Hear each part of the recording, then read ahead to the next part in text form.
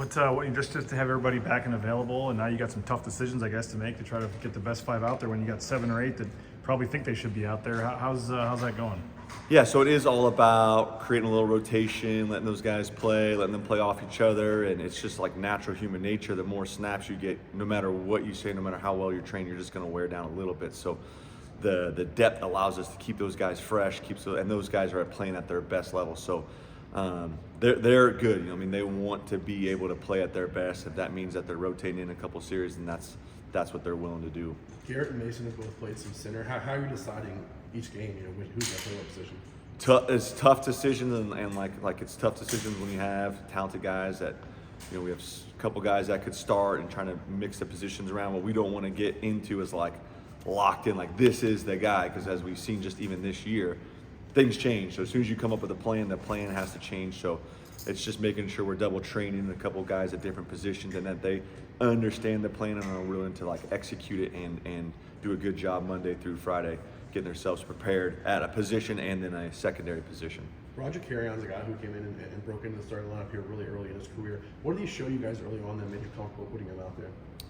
He is a special guy on and off the field, and extremely blue collar, extremely hard worker, wants to play well, not just for himself, but for the guys next to him. Like, he doesn't want to let anyone down. He doesn't want to let the right tackle down. He doesn't want to let the center down. So he just continues to get better. Like, even this week, he's gotten better, and he's just hungry to improve, and he has just this desire where he loves Boise State. He loves being an offensive lineman.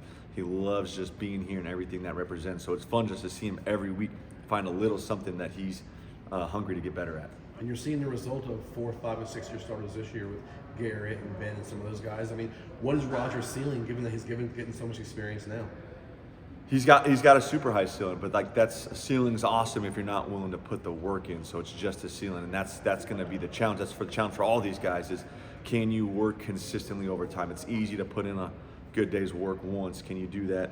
And that's what we talked to him. Like, hey, he's done that for a couple weeks consecutive. Now he has to do that for a couple years consecutive. So it's like, oh man, that's a bigger challenge. It's easy to do a really good job on Monday. And it's like, hey, can you do 6 years of Mondays in a row where you're working extremely hard? So that's going to be where he just has to keep the right headspace, the right state of mind, where like he's willing to work, even if it gets a little like, hey, I've done this before, rinse and repeat. Like, you got to find joy in the process and owning the process. He and I spoke maybe last week, and he was mentioning that his first career start was against UTEP. Obviously a game that you guys want to forget, but he was pretty hard on himself after that game. He said he didn't do his job. Did you and he sit down after that game and kind of look at the film, and what specifically did you guys correct after that game, if you can remember?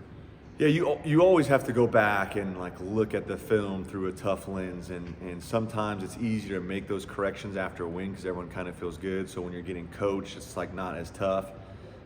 After a hard loss like that game, it's one of those things where it stings, like it's going to hang with you for a little bit, and that's been hanging with him in a positive way. He's kind of got like this underdog mentality that he's just put that like little chip on his shoulder, and he's used that to motivate him in the off season to work really hard. So we always talk like those things are good if you can allow those things to motivate you for positive results. Like, what happened, like how can we respond to this event to create a positive outcome? The way you have it set up, where you have the 3 senior starters and then some other guys getting valuable experience that'll be back next year, I mean, is that kind of the like perfect way if you could draw it up where you have, like, I'm sure maybe you say you want 5 seniors, but then next year you have no returning starters? Exactly right. Is it kind of do you feel like you have a pretty good mix where you're setting yourself up now, but also for the future here?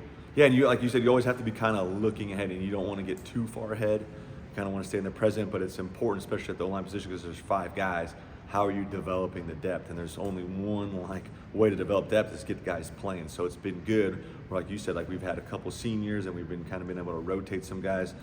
Just like Roger playing that one game, it made him understand like, oh shoot, like I got to work really hard this offseason. Some guys are getting some really good reps, and they're going to watch the film and they're like, okay, I did good, but these are all the things I know I need to get better at, and they'll have like tangible data to reflect on that'll allow them to have a great offseason.